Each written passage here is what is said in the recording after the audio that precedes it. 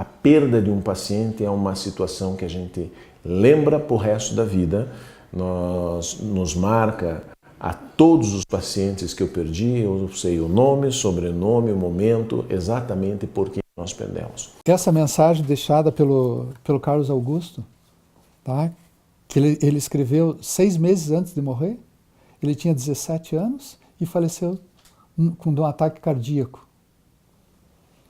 Ele disse, sem noção do tempo, passei por aqui.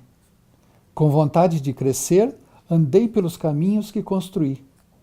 Cheguei até o fim de um começo, para começar outro caminho sem fim. Essa é uma concepção da nossa vida. Eu passo por esse caminho, eu ando por essa vida e chego até o fim para começar um outro caminho sem fim. Um outro começo. Tá? Então, essa mensagem do Carlos Augusto, para mim, resume bem. O meu primeiro paciente, minha primeira experiência com um paciente que estava em cuidados paliativos foi muito marcante, porque esse paciente ele era muito fisicamente parecido com o meu pai. Então, essa semelhança mexeu bastante comigo.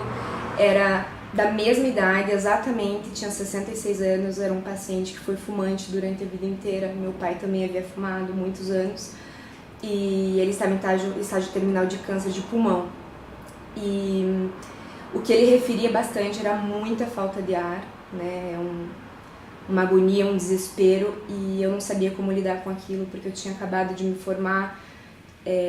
Não sabia realmente lidar com isso, não sabia o que eu podia fazer, tanto de técnica quanto de palavra, para consolar esse paciente, essa família, esses filhos, essa esposa que estava ali do lado.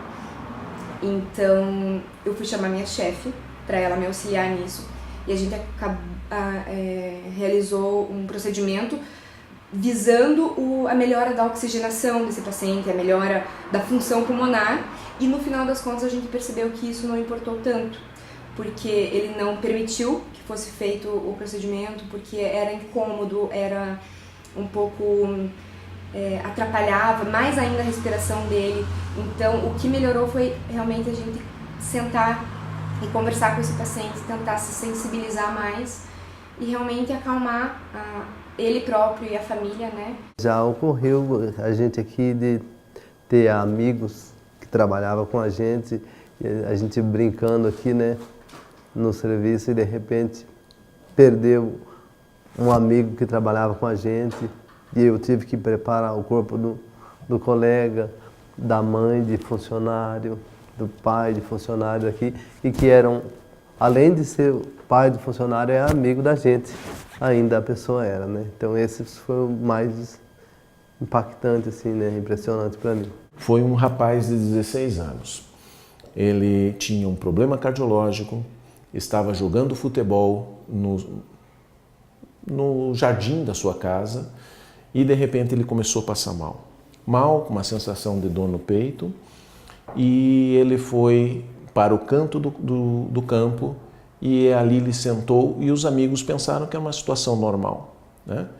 Quando foram chegar a ele, viram que ele não respondia. Chamaram os pais, esses pais pegaram esse menino, trouxeram no hospital. Quando chegou na porta do hospital, estava em parada cardíaca e foi possível fazer a reanimação, ou seja, fazer com que os batimentos cardíacos retomassem um ritmo normal e levamos esse paciente a um procedimento de emergência.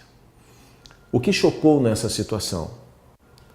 Eram 3 horas da manhã, quando fomos dar notícia para a família que tinha revertido o quadro da parada cardíaca, mas que o risco e o índice de mortalidade era extremamente alto, eu me deparo com pai e mãe ajoelhados, rezando em desespero para que seu filho pudesse voltar.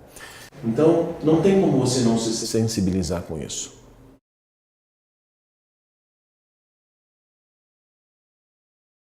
Nós nos focamos mais nessa parte mais espiritual, nessa parte mais emocional, por mais que não seja da nossa competência lidar com a parte emocional, não somos psicólogos, nem psiquiatras, nem agentes espirituais, nem nada do gênero, mas eu acredito que isso vem de cada ser humano, independente da profissão ou da área que você trabalha.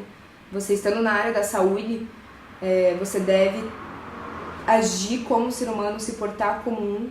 Eu, no momento que esse paciente estava sofrendo, ali na minha frente, como eu não sabia o que fazer, né, levando em consideração a minha profissão, meu conhecimento, técnicas que eu aprendi e tudo mais, eu só segurei a mão dele, né, e acabei chorando com ele.